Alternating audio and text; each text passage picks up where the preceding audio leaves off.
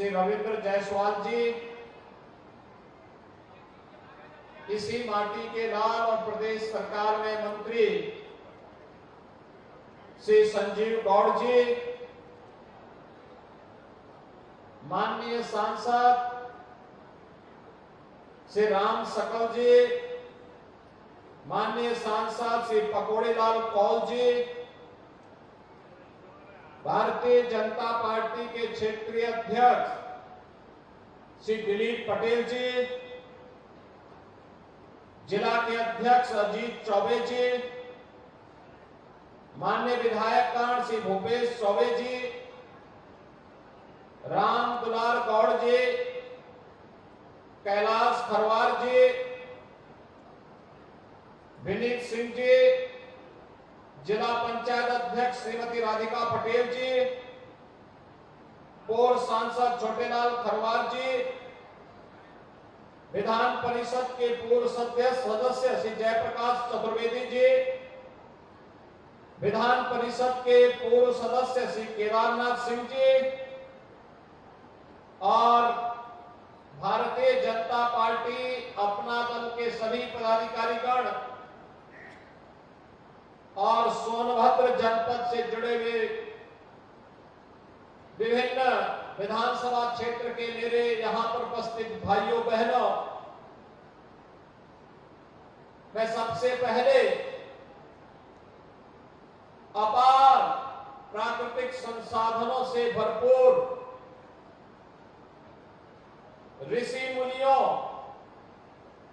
तपस्वियों की साधना से पवित्र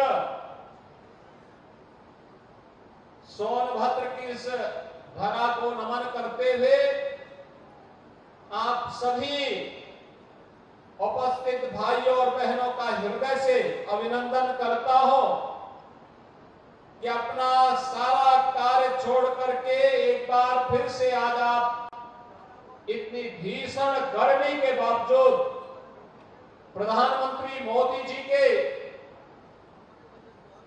9 वर्ष के सफलतम कार्यकाल की उपलब्धियों को लेकर के आगामी कार्यक्रमों के प्रति अपने आशीर्वाद देने के लिए यहां पर उपस्थित हुए हैं। मैं इसके लिए आप सभी का हृदय से अभिनंदन करता हूं।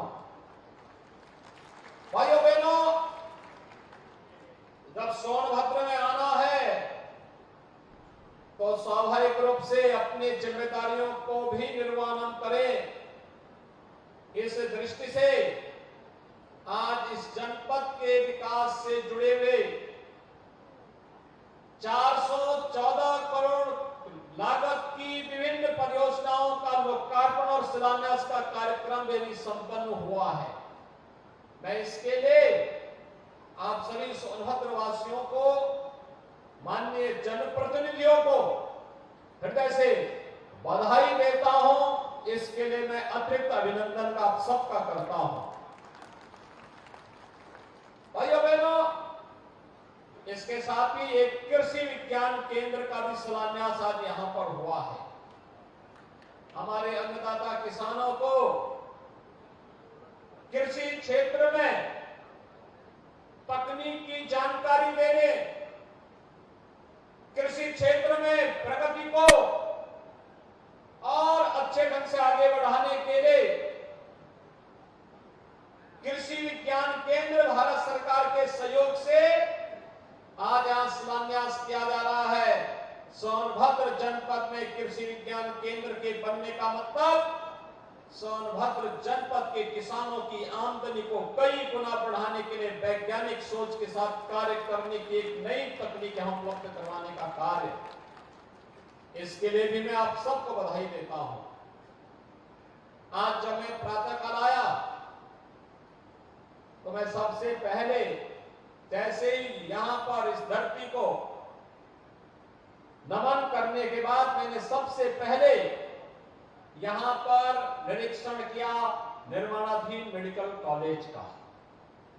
भाइयों बहनों, अनुमान करिए, मेडिकल कॉलेज सोनभद्र में आज से 6 वर्ष पहले ये सपना था, लेकिन अब हकीकत बन चुकी है कि हमारे सोनभद्र में भी अपना एक मेडिकल कॉलेज होगा और भव्य मेडिकल कॉलेज यहां बनने जा रहा है। भाइयों बहनों, अगले सत्र में यहां पर हम प्रवेश भी करवाएंगे।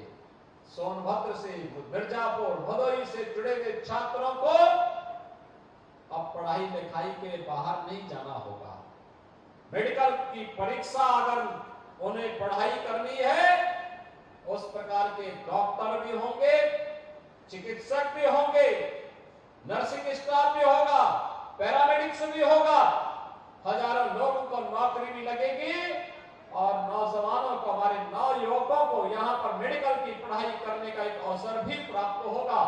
यह भी प्रधानमंत्री मोदी जी की परिकल्पना का रूप है, जिन्होंने कहा था 1 डिस्ट्रिक्ट 1 मेडिकल कॉलेज के सपने को साकार करिए। आज उत्तर प्रदेश उस सपने को साकार कर रहा है। भाइयों बहनों, स्वास्थ्य की बेहतर सुविधा यहां लोगों को मिलेगी। आज हमने जो 417 करोड़ रुपए की परियोजनाओं का शिलान्यास और लोकार्पण किया है, इनमें से यहां के विद्यालयों को तकनीक के साथ जोड़ने के कार्यक्रम भी इसमें शामिल है। तकनीकी दृष्टि से सक्षम यहां के बेसिक शिक्षा परिषद के स्कूलों को बनाया गया है या बनाया जा रहा है। और मैं अब यहां के प्रशासन से कहूंगा कि डिस्ट्रिक्ट मिनरल फंड का उपयोग सुदूर क्षेत्रों में स्थापित जो प्राथमिक स्वास्थ्य केंद्र हैं, उन सभी प्राथमिक स्वास्थ्य केंद्रों के साथ साथ यहां पर जितने उद्योग लगे हैं, उनके CSR मद के पैसे का उपयोग भी यहां पर हेल्थ एटीएम लगाने के लिए करें और हेल्थ एटीएम को जिला चिकित्सालय के साथ या KGMU और RML के साथ या FPPGI के साथ या BHU के साथ जोड़ करके सुदूर क्षेत्रों में रहने वाले हमारे जो वनवासी भाई बहन हैं, यहां के जनजातीय समाज से जुड़े हुए नागरिक हैं, उन लोगों को बेहतर स्वास्थ्य की सुविधा प्राप्त हो। अब एक पुख्ता व्यवस्था टेक्नोलॉजी के माध्यम से बेहतरीन स्वास्थ्य की सुविधा वहां पर उपलब्ध कराने की दिशा में हमको कदम बढ़ाने पड़ेंगे। तेजी के साथ प्रदेश के अंदर एक कार्य प्रारंभ हुआ। भाइयों बहनों, आज से 6 वर्ष पहले तक एक सपना था, क्या सोनभद्र और मिर्जापुर में भी पीने के लिए शुद्ध पेयजल मिल पाएगा? कुछ गांवों में चालू कर चुके हैं, कुछ गांवों में अगले कुछ महीनों के अंदर प्रारंभ हो जाएंगे। हर घर नल की योजना, जल जीवन मिशन के अंतर्गत हर घर नल की योजना। RO का पानी, जब दुकान में जाएंगे, एक बोतल पानी की कीमत 20 रुपए से कम नहीं। जार लेंगे, उसकी कीमत अलग है। लेकिन अब सरकार आपके घर तक RO का पानी पाइप से पहुंचाने का कार्य करने जा रही है। भाइयों बहनों, इसके लिए भी मैं आपको बधाई देता हूं, प्रधानमंत्री मोदी जी के प्रति आभार व्यक्त करता हूं। हर घर नल की योजना इस क्षेत्र के विकास के लिए,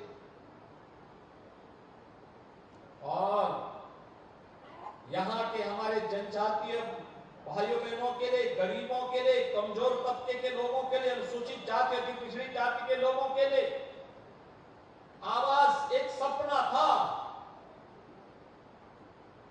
92,000 से भी गरीबों को ग्रामीण क्षेत्र में और लगभग 9,000 आवास शहरी क्षेत्र में, यानी 1,01,000 से भी गरीबों को प्रधानमंत्री आवास योजना, मुख्यमंत्री आवास योजना से यहां लाभान्वित करने का कार्य भी हुआ। भाइयों बहनों, उन लोगों के आवास बने हैं।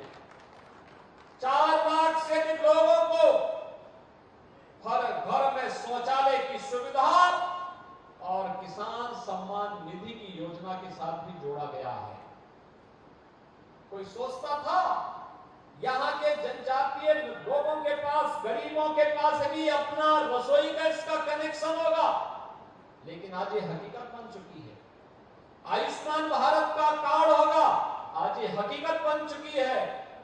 और यहां पर भी फ्री में राशन की सुविधा का लाभ प्राप्त होगा। आज भाइयों बहनों, यह भी एक हकीकत बन चुकी है। राशन जो पहले खाद्यान्न माफिया खा जाता था, पिछले 6 वर्ष के अंदर हर गरीब और हर जरूरतमंद को फ्री में राशन की सुविधा का लाभ कोरोना कालखंड में और इससे पहले उसका जो अधिकार था वह देने का कार्य भी हुआ है। और इसीलिए आज मैं आपके पास आया हूं। आज हमारा सोनभद्र अपने नाम के अनुरूप सोने का बनने जा रहा है। सोने का, अच्छी सड़क, अच्छी कनेक्टिविटी, मेडिकल कॉलेज, जल जीवन मिशन में हर घर नल की योजना, हर गरीब के लिए आवास की योजना, हर गरीब को रसोई गैस के कनेक्शन, हर गरीब को बिजली के कनेक्शन, हर गरीब को वे सारी सुविधाएं। और आज मैं एक टारगेट देने जा रहा हूं यहां के जिला प्रशासन को कि जो लोग वनाधिकार का पट्टा नहीं प्राप्त किए हैं, ऐसे 11,000 से अधिक लोगों को अगले 1 महीने के अंदर वनाधिकार का पट्टा उपलब्ध करवाने के लिए कैंप लगा करके उसको देने का कार्य करवाने, पूरी मुस्तैदी के साथ कराने, सांसद जी को, विधायक जी को बुला करके समारोह करके उन्हें वनाधिकार का पट्टा देने की कार्रवाई को भी संपन्न कर दिया जाए, जिससे कोई गरीब अपने आप को वंचित न माने, कोई भी अपने आप को नाथ न माने। डबल इंजन की सरकार जब इनके साथ खड़ी है तो उसका अधिकार उन्हें मिलना ही चाहिए, हर हाल में मिलना चाहिए। और उसको देने के लिए आज मैं यहां पर उपस्थित हुआ हूं। भाइयों बहनों, आज देश बदल चुका है। 9 वर्ष में प्रधानमंत्री मोदी जी के नेतृत्व में भारत ने एक लंबी दूरी तय की है, एक लंबी दूरी तय की है। वैश्विक मंच पर भारत को बढ़ती हुई प्रतिष्ठा हम सबके सामने है। आंतरिक और बाह्य सुरक्षा की स्थिति बहुत अच्छी हुई है। देश के अंदर बड़े बड़े इंफ्रास्ट्रक्चर के कार्य, कहीं हाईवे, कहीं रेलवे, कहीं एयरपोर्ट, कहीं वाटरवे, इंटर स्टेट कनेक्टिविटी 4 लेन के साथ जोड़ने का कार्य हुआ है। कहीं मेडिकल कॉलेज का निर्माण हुआ है, कहीं एम्स का निर्माण हो रहा है, कहीं आईआईटी बन रही है, कहीं आईएम का निर्माण हो रहा है, कहीं डिग्री कॉलेज बन रहे हैं, कहीं इंटर कॉलेज बनाए जा रहे हैं। आज समस्या इसकी नहीं, बड़े बड़े उद्योग लग रहे हैं। आज कोई हमारी कानून व्यवस्था को ठेका नहीं दिखा सकता। अगर ठेका दिखाने वाले को पता है कि अगर किसी बेटी की इज्जत के साथ खिलवाड़ करेगा तो फिर हाल क्या होने जा रहे हैं। आज उसे मालूम है किसी व्यापारी को जबरन किसी ने जबरदस्ती करने का तो साहस किया तो उसका क्या हाल होगा। राह चलते हुए राहगीर के साथ मारपीट या उसके साथ उसके जीवन के साथ खिलवाड़ तो साहस करने वाले को पता है कि इसके परिणाम क्या होने जा रहे हैं। और इसलिए भाइयों बहनों, सुरक्षा के बेहतर वातावरण में निवेश हो रहा है। नौजवानों के लिए नौकरी और रोजगार की सुविधाएं लाई जा रही हैं। हर गरीब को शासन की योजनाओं के साथ जोड़ा जा रहा है। 50-55 वर्षों तक शासन करने वाले लोग जो सुविधा गरीब को नहीं दे पाए थे, आज वो सुविधा हर गरीब को उपलब्ध करवाई जा रही है। और भाइयों बहनों, कभी यहां के जनजातीय समुदाय के पूर्वजों ने प्रभु श्री राम के वनवास कालखंड में उनकी मदद के लिए पलक पावड़े बिछाए होंगे। और आज आप देख रहे होंगे कांग्रेस ने, सपा ने, बसपा ने भगवान राम को टेंट के नीचे रहने के लिए मजबूर किया था। आज मोदी जी के नेतृत्व में डबल इंजन की सरकार है तो 2024 में भगवान राम अपने स्वयं के मंदिर में विराजमान होने वाले हैं। अयोध्या में भगवान राम का भव्य मंदिर का निर्माण कार्य चल रहा है। और भव्य मंदिर निर्माण के साथ भगवान जब अपने मंदिर में विराजमान होंगे तो उनका आशीर्वाद उतनी तेजी के साथ हमें प्राप्त होगा। ये जो योजनाएं हैं, ये राम राज्य की पूर्व की आधारशिला है। राम राज्य की आधारशिला, कोई भेदभाव किसी के साथ नहीं, न जाति के नाम पर, न मत के नाम पर, न मजहब के नाम पर, न क्षेत्र और भाषा के नाम पर, किसी भी बात के नाम पर नहीं। परिवार और जाति के नाम पर राजनीति करने वाले लोगों ने समाज का दोहन किया, गरीब का शोषण किया, बहन बेटियों की इज्जत को दांव पे लगाया, खतरे में डाला, नौजवानों की रोजगार पर डकैती डालने का कार्य किया, अन्नदाता किसानों का शोषण किया। लेकिन आज कोई शोषण नहीं कर सकता, बहन बेटी की इज्जत के साथ कोई खिलवाड़ नहीं कर सकता, नौजवानों की नौकरी और रोजगार में कोई डकैती नहीं डाल सकता, गरीब के अधिकार को जबरन हड़पने का दुस्साहस नहीं कर सकता है। यही डबल इंजन की ताकत है। हमने फिरके में बांटने का कार्य नहीं किया, हमने जाति मत और मजहब के आधार पर नहीं बांटा है। हमारे लिए तो परिवारवाद नहीं, जातिवाद नहीं, हमारे लिए उत्तर प्रदेश की 25 करोड़ जनता ही परिवार है, और हमारे लिए तो ये जनता ही जनार्दन के रूप में है। लोकतंत्र में इसकी सेवा करके हम लोग लोकतंत्र को पुष्ट करने वाले लोग हैं, उसको मजबूती प्रदान करने वाले लोग हैं। और इसीलिए आज मैं सोनभद्र में विशेष रूप से आया हूं। भाइयों बहनों, विकास की सकारात्मक सोच के साथ हमारे जनप्रतिनिधि निरंतर काम कर रहे हैं। ये जितनी विकास की योजना के पत्थर आपके सामने दिखाई दे रहे हैं, इनके परिश्रम का परिणाम है, इनके पुरुषार्थ का परिणाम है, और इनका पुरुषार्थ प्रधानमंत्री जी के आशीर्वाद और आप सबके आशीर्वाद से यह संभव हो पा रहा है कि सब मिलकर के जब कार्य करेंगे तब ये विकास की योजनाएं इस रूप में हम सबके सामने आने जा रही हैं। और इसीलिए आज के इस अवसर पर मैं आप सबको इस बात के लिए बधाई देता हूं। और पिछले दिनों हमारी कैबिनेट ने एक निर्णय लिया कि यहाँ पे बहुत सारे लोग मुझे बोलते थे, यहाँ के हमारे विधायकगण बोलते थे, महुआ और चिरौंजी को बीनने के लिए वन विभाग के द्वारा तमाम प्रतिबंध लगाए जाते थे। हमने कहा नहीं, इसको फ्री करो, हर गरीब को, यहाँ के वनवासी लोगों को, यहाँ के जनजातीय समुदाय के लोगों को, अनुसूचित जाति के लोगों को इसको बीनने की परमिशन देनी चाहिए। और मैं प्रशासन से कहूंगा इस बार ये प्रयास करें, बरसात के समय जब मौसम ठीक हो उस समय एरियल सर्वे करा करके यहां पर हवाई जहाज से चिरौंजी के बीज यहाँ के जंगलों में छिटक करके फिर से यहाँ आने वाले समय में लोगों के लिए रोजगार का एक मंच मिले, इस प्रकार के कार्यक्रम को हम यहाँ पर चलाने का कार्य करेंगे। भाइयों बहनों, हमारा प्रयास होना चाहिए यहाँ के प्राचीन ऋषि मुनियों की इस धरती को पर्यटन विकास के साथ जोड़ने का कार्यक्रम करेंगे। हमने उत्तर प्रदेश में एक इको टूरिज्म बोर्ड का गठन की प्रक्रिया को तेजी से आगे बढ़ाया है। सोनभद्र उत्तर प्रदेश की ऊर्जा का केंद्र बिंदु है। ऊर्जा का उत्पादन यहां होता था, लेकिन बिजली यहां के लोगों को नहीं मिलती थी। हमने अनिवार्य किया, हर गांव में बिजली पहुंचनी चाहिए। जहां जंगल की समस्या है वहां सोलर पैनल दीजिए, लेकिन बिजली मिलनी चाहिए। हर घर बिजली से जगमगाता हुआ दिखाई देना चाहिए। और मुझे प्रसन्नता है उस लक्ष्य को प्राप्त करने में सफलता प्राप्त हुई। लगातार उस पर प्रयास किए जा रहे हैं और मैं आपको आज आश्वस्त करने के लिए आया हूं, केंद्र और प्रदेश सरकार की कोई योजना ऐसी नहीं होगी जिसको हम यहां के लोगों तक न पहुंचा दे। हर व्यक्ति तक पहुंचाने का कार्य होगा। हर नौजवान के नौकरी और रोजगार की सुविधा को आगे बढ़ाने का कार्य होगा।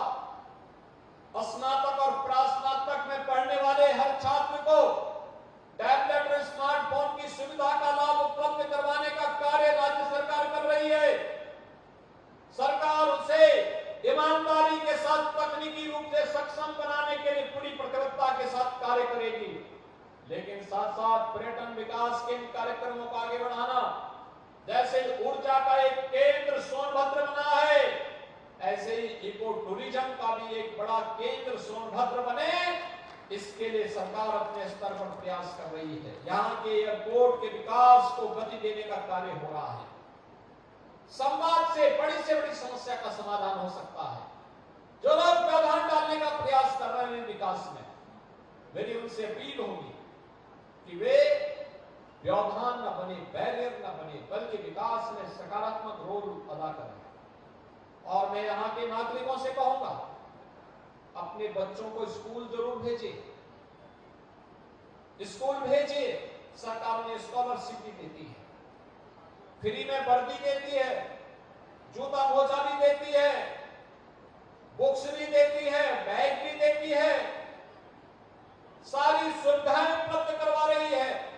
और बच्चों को पढ़ा लिखा के आगे करेंगे, वे देश के योग्य नागरिक बनेंगे, अपने परिवार की परवरिश भी करेंगे, प्रदेश के विकास में भी योगदान देंगे और भारत को विकास की नई बुलंदियों तक पहुंचाने में भी अपना योगदान देंगे।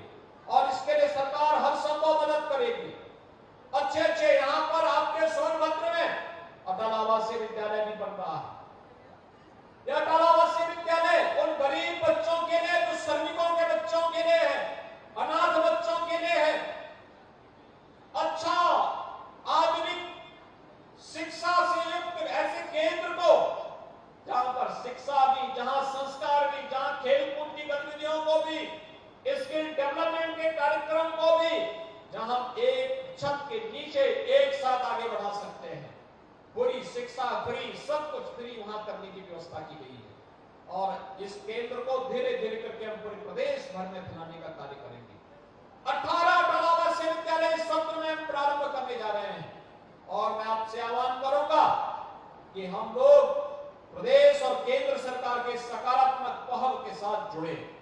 आज मुझे बहुत अच्छा लगा, मैं आधा घंटा पहले आ गया था क्योंकि मुझे मेडिकल कॉलेज का निरीक्षण करना था, लेकिन उस सब के बावजूद आप सभी लोग इतनी भीषण गर्मी के बाद में आज यहाँ पर उपस्थित थे। लोग मुझसे पूछते थे कि सोनभद्र में बहुत गर्मी होगी। मैंने कहा आखिर सोनभद्र में जो वहां हमारे भाई बहन रह रहे हैं, आखिर वे भी लोग तो रह रहे हैं वहां पे, तो हमें एक दिन जाने में क्या समस्या आ रही। हम लोग जाएंगे वहां जरूर, वहां उनके सुख दुख को देखेंगे, उनके साथ कुछ देर बिताएंगे और फिर वहां की समस्याओं का समाधान करते हुए सोनभद्र को सोनांचल के रूप में, सोने की एक नए केंद्र बिंदु के रूप में आगे बढ़ाने का कार्य भी करेंगे। और भाइयों बहनों, आज उस रूप में सोनभद्र तेजी के साथ आगे बढ़ रहा है। चाहे वह मेडिकल कॉलेज का हो, हर घर नल की योजना हो, तमाम विकास परक योजना का हो, एयरपोर्ट के विकास का हो, चाहे यहाँ के इंफ्रास्ट्रक्चर का हो, नए उद्योग लगाने के कार्यक्रम हो, सभी तेजी के साथ आज यहाँ आगे बढ़ रहे हैं। मुझे पूरा विश्वास है कि सभी योजनाओं में आपका पूरा सकारात्मक योगदान मिलकर के सोनभद्र के विकास को तेजी के साथ आगे बढ़ाने का कार्य करेंगे। आप सबको मैं इस अवसर पर एक बार फिर से इन सभी परियोजनाओं का, जिनका आज यहाँ पे लोकार्पण और शिलान्यास हुआ है, इसके लिए बधाई देता हूँ। आप सबके प्रति अपनी शुभकामनाएं देता हूँ और विश्वास व्यक्त करता हूँ कि हमारे लोकप्रिय जनप्रतिनिधियों के नेतृत्व में आप इस जनपद को विकास की नई ऊंचाइयों तक पहुंचाने का कार्य करेंगे। आप सबके प्रति मेरी शुभकामनाएं। धन्यवाद। जय हिंद। बहुत बहुत धन्यवाद। अपने सकारात्मक उद्बोधन से हम सभी